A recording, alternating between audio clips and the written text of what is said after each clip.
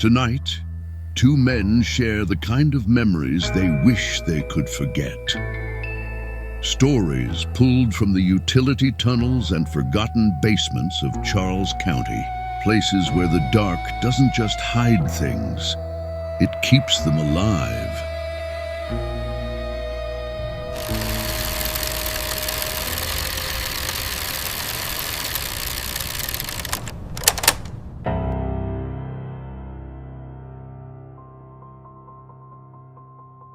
I was a sewer tech back then, doing night checks after a heavy storm rolled through La Plata. The town was quiet, streets still slick with rain, the smell of wet asphalt clinging to everything. Most people were asleep, but not me. I had to confirm the drains hadn't clogged. I remember pulling up to an old neighborhood, killing the engine, and sitting there for a moment, dreading the work.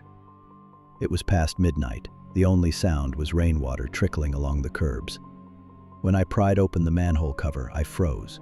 From the darkness below came laughter, high-pitched and playful, bubbling up like they were splashing in filth. I climbed down. Boots hit the bottom with a splash, flashlight beam jittering across the brick.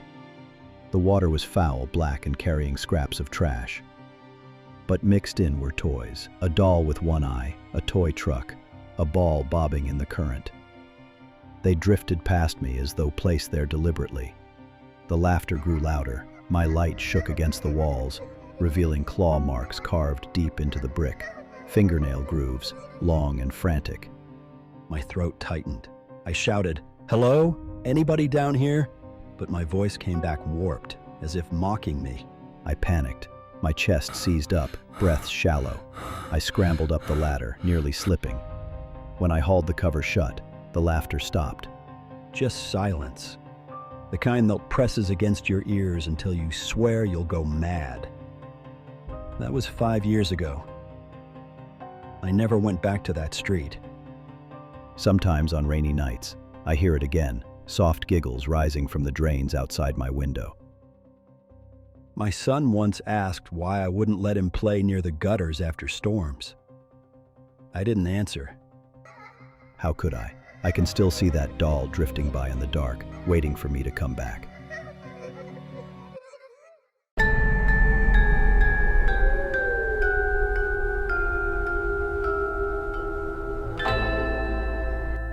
One tape ends beneath the street. The next begins beneath the courthouse.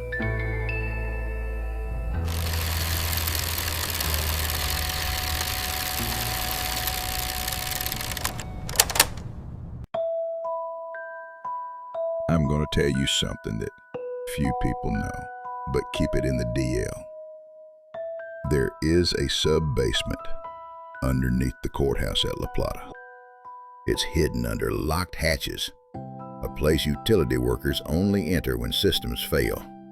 I was sent down there one night to check a flickering power feed. It was routine, until I noticed the smell. The smell was sulfur, thick enough to sting my eyes. At first, I thought it was a burnt wire. I followed it deeper, flashlight trembling in my hand. The tunnel stretched farther than I expected, brick walls sweating from the humidity. But when I brushed my hand across the wall, my skin came away red. I thought it was water, but it turned out to be blood dripping to the floor, pooling around my boots. The smell grew unbearable. My light flickered. Ahead, I saw movement. Someone standing at the far end of the passage. I called out, voice cracking, but the figure didn't move. Its head tilted instead, unnaturally slow, like it was listening. The blood along the wall began pulsing, timed with a heartbeat that wasn't mine. I felt it vibrating through the floor. My knees weakened. For a moment, I couldn't breathe. Then my flashlight died. I ran blind. The next thing I remember was bursting into the stairwell, gasping like I'd surfaced from drowning. The next day I told security, and they looked at me like I'd lost my mind. Later, one of the older staff whispered that the basement had been sealed decades ago. A collapse buried workers alive. Nobody should have been down there. Now the smell of sulfur makes me gag. I can't walk past the courthouse without feeling eyes in the windows. At night, I dream of the walls bleeding, the figure still waiting in the dark. I wake up drenched in sweat, certain that if I ever go back down, I won't come up again.